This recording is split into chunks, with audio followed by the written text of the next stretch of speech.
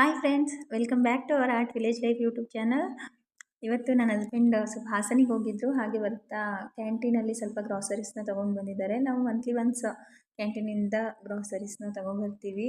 ನಮಗೆ ಏನು ಅವಶ್ಯಕತೆ ಇರುತ್ತೆ ಅಷ್ಟನ್ನು ಬರ್ತೀವಿ. ಇವತ್ತು ನಾನು ಹೋಗಿರಲಿಲ್ಲ, ಅವ್ರು ಮಾತ್ರ ಹೋಗಿದ್ದರು. ಹಾಗಾಗಿ ತೊಗೊಂಡು ಬಂದಿದ್ದಾರೆ. ಏನೇನು ತೊಗೊಂಡು ಬಂದಿದ್ದಾರೆ ಅಂತ ನೋಡ್ಬೇಕು ಇವಾಗ.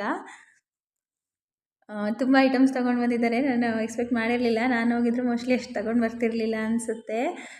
ಇನ್ನು ನಮಗೆ ಅಲ್ಲಿ ಏನೇನು ಅವೈಲೇಬಲ್ ಇರುತ್ತೆ, ನಾವು ಏನೇನು ತೊಗೋತೀವಿ ಅಂತ ಹೇಳಿದರೆ, ನಾನು ನಾರ್ಮಲಾಗಿ ಕಾಫಿ ಪೌಡರ್ನ ತೊಗೊಳ್ಳಲ್ಲ.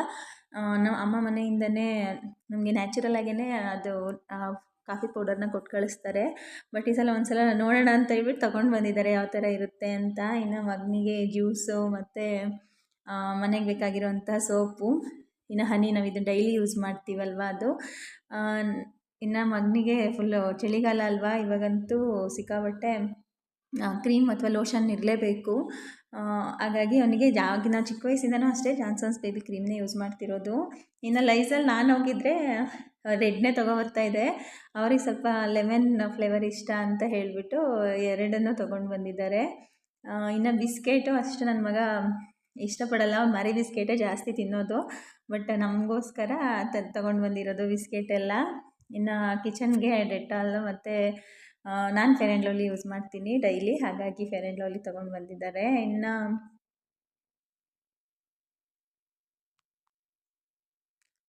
ಪ್ಯಾರಾಚೂಟ್ ಕೊಬ್ಬರಿ ಎಣ್ಣೆ ನಮಗೆ ಡೈಲಿ ಎಷ್ಟೆಷ್ಟು ಬೇಕಾಗುತ್ತೆ ಆಲ್ಮೋಸ್ಟ್ ಎಲ್ಲ ಥರನೂ ಐಟಮ್ಸ್ ಸಿಗುತ್ತೆ. ಒಂದೊಂದು ಸಲ ಸ್ಟಾಕ್ ಇರುತ್ತೆ, ಒಂದೊಂದು ಸಲ ಇರಲ್ಲ.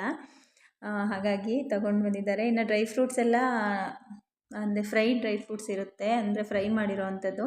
ಈ ಸಲ ಪಿಸ್ತಾ ತೊಗೊಂಡು ಬಂದಿದ್ದಾರೆ. ಯಾವಾಗ್ಲೂ ಬಾದಾಮ್ ಮತ್ತು ಗೋಡಂಬಿ, ಪಿಸ್ತಾ ಮತ್ತು ಡೇಟ್ಸ್ ಎಲ್ಲನೂ ತೊಗೊಂಡು ಬರ್ತಾರೆ. ಈ ಸಲ ಏನೂ ಇರಲಿಲ್ಲ ಅಂತ ಹೇಳಿಬಿಟ್ಟು ಪಿಸ್ತಾನ ಮಾತ್ರ ತೊಗೊಂಡು ಬಂದಿದ್ದರು.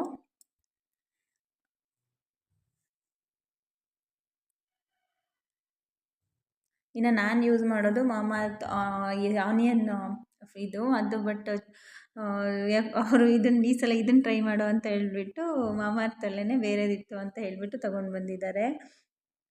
ಮತ್ತು ಇದು ಆರ್ಗ್ಯಾನಿಕ್ ಉರಿದ ದಾಲ್ ಇವೆಲ್ಲ ನಾನಾಗಿದ್ದರೆ ತೊಗೊಂಡು ಬರಲ್ಲ, ಯಾಕೆಂದರೆ ಅದು ತುಂಬ ಕಾಸ್ಟ್ಲಿ ಇರುತ್ತೆ. ಹಾಗಾಗಿ ನಾನು ಇಲ್ಲೇ ನಮ್ಮದು ನಾರ್ಮಲ್ ನಿಯರ್ ಅಂಗಡಿಗಳಲ್ಲೇ ತೊಗೊಳ್ಳೋದು. ಅವರು ಹೋದರೆ ಸ್ವಲ್ಪ ಐಟಮ್ಸ್ ಎಲ್ಲ ಜಾಸ್ತಿ ತೊಗೊಬರ್ತಾರೆ.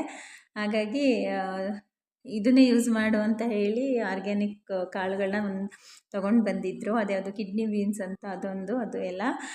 ಇನ್ನು ಬಿಸ್ಕೆಟ್ಸ್ ತೊಗೊಂಡು ಬಂದಿದ್ದರು. ಇದೆಲ್ಲ ನಮಗೆ ಕಾಫಿ ಜೊತೆ ಕಾಂಬಿನೇಷನ್ನು, ಹಾಗಾಗಿ ಬಿಸ್ಕೆಟ್ನ ಸ್ವಲ್ಪ ಜಾಸ್ತಿ ಯೂಸ್ ಮಾಡ್ತೀವಿ. ಇನ್ನು ಮಗನಿಗೆ ಅಂತ ಒಂದು ಮಿಕ್ಸ್ ಫ್ರೂಟ್ ಜಾಮ್ ತೊಗೊಂಡು ಬಂದಿದ್ದಾರೆ. ಅವನಂತೂ ಬ್ರೆಡ್ ಜಾಮನ್ನು ಸ್ವಲ್ಪ ಇಷ್ಟಪಡ್ತಾನೆ, ಹಾಗಾಗಿ ತೊಗೊಂಡು ಬಂದಿದ್ದಾರೆ. ಇನ್ನು ನೆಸ್ಕೆಫೆ ಮತ್ತು ಸನ್ರೈಸ್ ಎರಡನ್ನೂ ತೊಗೊಂಡು ಬಂದಿದ್ದರು. ಏನಕ್ಕೆ ಅಂತ ಗೊತ್ತಿಲ್ಲ, ನಾವು ಯೂಸೇ ಮಾಡಲ್ಲ ಇವನ್ನ, ಆದ್ರೂ ತೊಗೊಂಡು ಬಂದಿದ್ದಾರೆ. ನಾವು ನಾರ್ಮಲ್ ಕಾಫಿ ಪೌಡರ್ನೇ, ನ್ಯಾಚುರಲ್ ಕಾಫಿ ಪೌಡರ್ನೇ ಯೂಸ್ ಮಾಡೋದು. ಒಂದ್ಸಲ ಟ್ರೈ ಮಾಡು, ಯಾವ ಥರ ಇರುತ್ತೆ ನೋಡೋಣ ಅಂತ. ಇನ್ನು ಫ್ಲಾಸ್ಕ್ ತೊಗೊಂಡು ಬಂದಿದ್ದರು. ನಮ್ಮದು ಮಿಲ್ಟನ್ದು ಇದಿತ್ತು, ಬಟ್ 1/2 ಲೀಟ್ರದ್ದು ಒಂದಿತ್ತಷ್ಟೇ, ಅದಕ್ಕೆ 1 ಲೀಟ್ರದೊಂದು ತೊಗೊಂಡು ಬಂದಿದ್ದಾರೆ. ಅದು ಇವಾಗ ಸ್ವಲ್ಪ ಚಳಿಗಾಲ, ಅವ್ರು ಜಾಸ್ತಿ ಬಿಸಿನೀರನ್ನೇ ಕುಡಿಯೋದು. ಪದೇ ಪದೇ ಕಾಯಿಸಿಡೋದಕ್ಕಾಗಲ್ಲ ಅಂತ ಹೇಳಿಬಿಟ್ಟು ಒಂದೇ ಸಲ ಕಾಯಿಸಿ 1 ಲೀಟರ್ನ ಹಾಕಿಟ್ಕೊಂಡ್ರೆ ಕುಡಿಬೋದು ಅಂತ. ಅವ್ರು ಸ್ವಲ್ಪ ನೈಟೆಲ್ಲ ಅವಾಗವಾಗ ನೀರು ಕುಡಿತಾನೇ ಇರ್ತಾರೆ, ಹಾಗಾಗಿ ಅದೊಂದು ತೊಗೊಂಡು ಬಂದಿದ್ದರು. ಯಾವುದೋ ಹೊಸ ಕಂಪ್ನಿ ಅಂತೆ, ಬಟ್ ಅದು MRP ಜಾಸ್ತಿ ಇರುತ್ತೆ, ನಮಗಲ್ಲಿ ಸ್ವಲ್ಪ ಕಡಿಮೆ ಸಿಗುತ್ತೆ. ಇನ್ನು ಅವ್ರಿಗೆ ಒಂದೇನೋ ಸ್ಮಾಲ್ ಗಿಫ್ಟ್ ಕೊಟ್ಟಿದ್ದಾರೆ ಅಂತ ಹೇಳ್ಬಿಟ್ಟು ತೊಗೊಂಡು ಬಂದಿದ್ದರು. ಅವರು ಏನು ಡ್ರಿಂಕ್ಸ್ನ ತೊಗೋತಾರೆ, ಅದಕ್ಕೇನೋ ಗ್ಲಾಸ್ ಫ್ರೀ ಅಂತ ಹೇಳಿಬಿಟ್ಟು ಗ್ಲಾಸ್ನ ತೊಗೊಂಡು ಬಂದಿದ್ದರು. ಒಂಥರ ಕ್ಯೂಟಾಗಿತ್ತು ಗ್ಲಾಸು, ತುಂಬ ಚೆನ್ನಾಗಿತ್ತು. ಅವರಿಗೇನೆ ಯೂಸ್ ಆಗುತ್ತೆ, ಅದು ನಮಗೇನು ಯೂಸ್ ಆಗಲ್ಲ. ಇನ್ನು ಬರ್ತಾ ಮಗನಿಗೊಂದು ಬ್ಯಾಗ್ ತೊಗೊಂಡು ಬಂದಿದ್ದರು. ಅವನಿಗೆ ಹೇಳಿದರು, ನಾನು ಅಂದರೆ ಪ್ರೈಸ್ ತಗೊಂಡು ಬಂದರೆ ಬ್ಯಾಗ್ನ ತೆಗೆಸ್ಕೊಡ್ತೀನಿ ಅಂತ ಹೇಳಿಬಿಟ್ಟು ಈ ಸಲನೂ ಲಾಸ್ಟ್ ಟೈಮೂ ಮೆರಿಟ್ ಫಸ್ಟಲ್ಲೇ ಬಂದಿದ್ದ. ಹಾಗಾಗಿ ಈ ಸಲನೂ ಸ್ಕೂಲಿಗೆ ಅಂದರೆ ಕ್ಲಾಸಿಗೆ ಫಸ್ಟ್ ಬಂದರೆ ನಿನಗೆ ಬ್ಯಾಗ್ ತೆಗೆಸ್ಕೊಡ್ತೀನಿ ಅಂತ ಹೇಳಿದರು. ಹಾಗಾಗಿ ಅದು ಸರ್ಟಿಫಿಕೇಟ್ ಎಲ್ಲ ತೋರಿಸ್ತಾ ಬ್ಯಾಗೆಲ್ಲ ಇಟ್ಕೊಂಡು ಫುಲ್ ಖುಷಿಯಾಗಿಬಿಟ್ಟಿದ್ದ. ಎಲ್ಲ ಫೋಟೋಶೂಟ್ ನಡೀತಾ ಇತ್ತು ಅವ್ರದ್ದು ಅಪ್ಪಂದು ಮಗಂದು. ಲಾಸ್ಟ್ ಟೈಮು ಅಷ್ಟೇ ಇದೇ ಥರ ಎಲ್ಲ ಇದು ಮೆಡಲ್ಸ್ನೆಲ್ಲ ಇಟ್ಕೊಂಡು ಫೋಟೋ ತೆಗೆದ್ಬಿಟ್ಟು ಫುಲ್ ಖುಷಿಯಾಗಿಬಿಟ್ಟಿದ್ದ. ಅಂದರೆ ಏನು ಗೇಮ್ಸ್ ಆಟ ಆಡಿಸ್ತಾರೆ ಅದಕ್ಕಿಂತ ಕ್ಲಾಸಿಗೆ ಫಸ್ಟ್ ಬಂದಿರ್ತಾರಲ್ವ ಅದಂತೂ ತುಂಬ ಖುಷಿಯಾಗುತ್ತೆ. ಅವ್ನಿಗೆ ಫಸ್ಟೇ ಹೇಳಿದರು ಕ್ಲಾಸಿಗೆ ಈ ಸಲನೂ ಫಸ್ಟ್ ಬಂದರೆ ಹೊಸ ಬ್ಯಾಗು ಅಂತ. ಹಾಗಾಗಿ ಹೊಸ ಬ್ಯಾಗ್ ಅವನಿಗಂತೂ ಫುಲ್ ಖುಷಿ ಇವತ್ತು. ಹೊಸ ಬ್ಯಾಗ್ ನಾನು ನಾಳೆ ಅದೇ ಕೇಳ್ತಿದ್ದ, ನಾಳೆ ಯಾವಾಗಾಗುತ್ತೆ ಮಮ್ಮಿ ನಾನು ಸ್ಕೂಲಿಗೆ ಫ್ರೆಂಡ್ಸಿಗೆಲ್ಲ ತೋರಿಸ್ಬೇಕು ಬ್ಯಾಗ್ನ ಅಂತ. ಹಾಗಾಗಿ ಅದನ್ನ ಬ್ಯಾಗು ಹಾಕ್ಕೊಂಡು ಎಲ್ಲ ನೋಡಿ ಬುಕ್ಸ್ ಎಲ್ಲ ಯಾವಾಗ್ಲೂ ನಾನೇ ಪ್ಯಾಕ್ ಮಾಡ್ತಾಯಿದ್ದಿದ್ದು. ಇವತ್ತೆಲ್ಲ ಫುಲ್ ಅವನೇ ಎಲ್ಲ ಪ್ಯಾಕ್ ಮಾಡಿಕೊಂಡು ಫುಲ್ ಖುಷಿಯಾಗಿಬಿಟ್ಟಿದ್ದ. ನಾಳೆ ಯಾವಾಗಾಗುತ್ತೋ ನಾನು ಯಾವಾಗ ಸ್ಕೂಲಿಗೆ ಹೋಗಿ ಫ್ರೆಂಡ್ಸಿಗೆಲ್ಲ ನನ್ನ ಬ್ಯಾಗ್ ಹೊಸ ಬ್ಯಾಗ್ ತಂದಿದ್ದೀನಿ ಅಂತ ತೋರಿಸ್ಬೇಕು ಅಂತ ಹೇಳ್ಕೊಂಡು ಬ್ಯಾಗ್ ಮೋಸ್ಟ್ಲಿ ಅವತ್ತು ನನಗಂತೂ ಭಯ ಆಗೋಗ್ಬಿಟ್ಟಿತ್ತು. ತಂದಿದ್ದೀನೇ ಎಲ್ಲ ಅರ್ಧಾಕ್ಕೋಗ್ಬಿಡ್ತಾನೋ ಈ ಥರ ಆಡಿ ಅಂತ. ಇನ್ನೂ ಸರ್ಟಿಫಿಕೇಟು ಬ್ಯಾಗು ಎಲ್ಲ ಇಟ್ಕೊಂಡು ಫೋಟೋಸು ಮತ್ತು ವೀಡಿಯೋಸ್ ಮಾಡ್ಕೊಂಡಿದ್ದು. ಮಮ್ಮಿ ನನ್ನ ಫ್ರೆಂಡ್ಸಿಗೆಲ್ಲ ಕಳಿಸು ಆಯಿತಾ ಅಂತ ಎಲ್ಲ ಹೇಳ್ಕೊಂಡು ಇದೆಲ್ಲ ವೀಡಿಯೋ ಮಾಡಿದ್ದು ಅವನೇ. ಫುಲ್ ಖುಷಿಯಾಗಿಬಿಟ್ಟಿದ್ದ. ಇದು ನೋಡಿ ಅವ್ರ ಪಪ್ಪಂಗಂತೂ ಫುಲ್ ಖುಷಿಯಾಗ್ಬಿಡ್ತು. ಒಂಥರ ಬ್ಯಾಗ್ ಅವರಿಗೆ ಅವ್ನು ಫಸ್ಟ್ ಬಂದಿದ್ದಕ್ಕಿಂತ ಬ್ಯಾಗ್ ತಂದು ಕೊಟ್ಟಿದ್ದಕ್ಕೆ ಅಷ್ಟೊಂದು ಖುಷಿಯಾಗ್ತಾನೆ ಅಂತ ಅವ್ರು ಎಕ್ಸ್ಪೆಕ್ಟೇ ಮಾಡಿರಲಿಲ್ಲ. ಹಾಗಾಗಿ ಅವರು ಫುಲ್ ಖುಷಿಯಾಗಿಬಿಟ್ಟಿದ್ರು ಇವತ್ತು. ಇವತ್ತು ಮನೆ ಹತ್ರ ಒಂದು ಬೆಳ್ಳಕ್ಕಿ ಬಂದಿತ್ತು. ಅದೇನಕ್ಕೆ ಮನೆ ಹತ್ರ ಬಂದಿತ್ತು, ಸಾಮಾನ್ಯ ಕಡಿಮೆ ಆಗಿ ಮನೆ ಹತ್ರ ಎಲ್ಲ ಒಂದು ಓಡಾಡೋದು. ಅದು ಒಂದೇ ಬಂದುಬಿಟ್ಟಿತ್ತು, ಅದನ್ನೇ ನೋಡ್ತಾ ಇದ್ದೆ. ಅದು ನನಗೆ ಫಸ್ಟು ಸಡನ್ನಾಗಿ ಅದು ಬಂದ ತಕ್ಷಣ ಹಾವು ಬಂತು ಅಂತ ಅಂದ್ಕೊಬಿಟ್ಟೆ. ಏಕೆಂದರೆ ಅದ್ರದ್ದು ಮುಂದೆ ಏನು ಕುತ್ತಿಗೆ ಇದೆಯಲ್ವ, ಅದಂತೂ ಹಾವು ಥರನೇ ಇತ್ತು. ನಾನು ಅದಕ್ಕೆ ಹಾವು ಬಂದುಬಿಡ್ತೇನೋ ಅಂತ ಫುಲ್ ಭಯ ಆಗೋಗ್ಬಿಡ್ತು. ಹಾಗಾಗಿ ಇನ್ನು ಇವತ್ತು ಅಮ್ಮ ಮನೆಗೆ ಹೋಗಿದ್ವಿ ನಮ್ಮದು.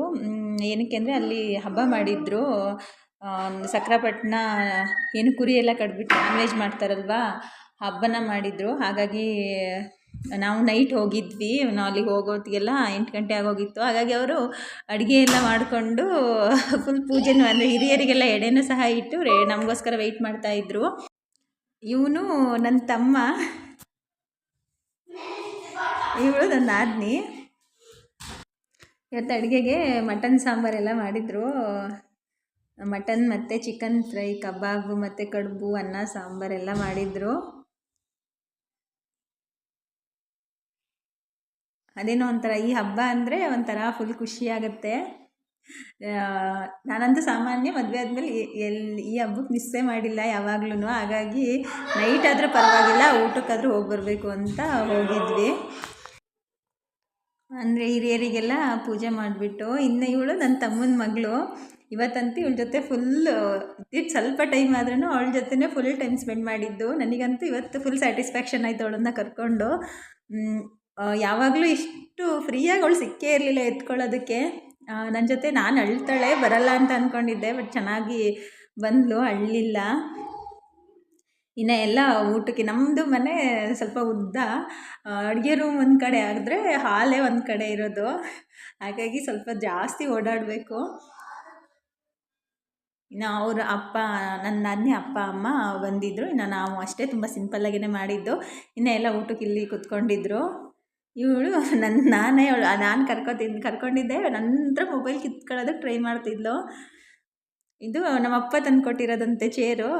ಹಾಗಾಗಿ ಅದ್ರ ಮೇಲೆ ಕೂರಿಸಿ ನೋಡಿದೆ ಕುತ್ಕೋತಾಳ ಅಂತ. ಇವಾಗ 7 ಮಂತ್ಸ್ ಅವಳಿಗೆ, ಬಟ್ ಕುತ್ಕೋತಾಳೆ ಅಂದರೆ ಕೂರಿಸಿದ್ರೆ. ಇನ್ನು ಇದು ನಮ್ಮದು ಅಂಗಡಿ ಬಂದುಬಿಟ್ಟು ಒಂದು ಪ್ರಾವಿಷನ್ ಸ್ಟೋರು. ಇದು ನಾನು ಚಿಕ್ಕವಳಿದ್ದಾಗಲೇ ಓಪನ್ ಆಗಿದ್ದು. ಅಂದರೆ ನಾನು 7th ಇರಬೇಕಾದ್ರೇನೋ ನಮ್ಮದು ಅಂಗಡಿ ಓಪನ್ ಆಗಿದ್ದು.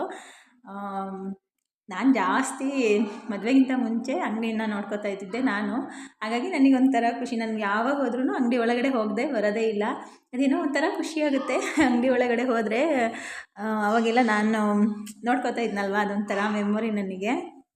ಮತ್ತು ತುಂಬ ಫೀಲಿಂಗ್ಸ್ ಇದೆ ಅಲ್ಲಿ. ಹಾಗಾಗಿ ಒಂದು ಸಲ ಹೋಗಿ ನೋಡಿದೆ. ಬಟ್ ನಮ್ಮ ಅಪ್ಪಾಜಿ ಅಷ್ಟೊಂದು ಕರೆಕ್ಟಾಗಿ ಪ್ರಾಪರಾಗಿ ಎಲ್ಲ ಜೋಡಿಸಲ್ಲ. ನಾವಾಗಿದ್ದರೆ ನೀಟಾಗಿ ಮೇಂಟೈನ್ ಮಾಡಿಕೊಂಡು ನೀಟಾಗಿ ಜೋಡಿಸ್ಕೊತಾ ಇದ್ವಿ. ನಾನಂತೂ ಒಂದು ವೀಕ್ಲಿ ಒನ್ಸ್ ಅಂತೂ ಐಟಮ್ಸ್ಗಳನ್ನೆಲ್ಲ ಜೋಡಿಸ್ಕೊತಾ ಇದ್ದೆ. ನಮ್ಮ ಅಪ್ಪಾಜಿ ಅಷ್ಟೊಂದೆಲ್ಲ ನೀಟಾಗಿ ಜೋಡಿಸ್ಕೊಂಡಿರಲ್ಲ.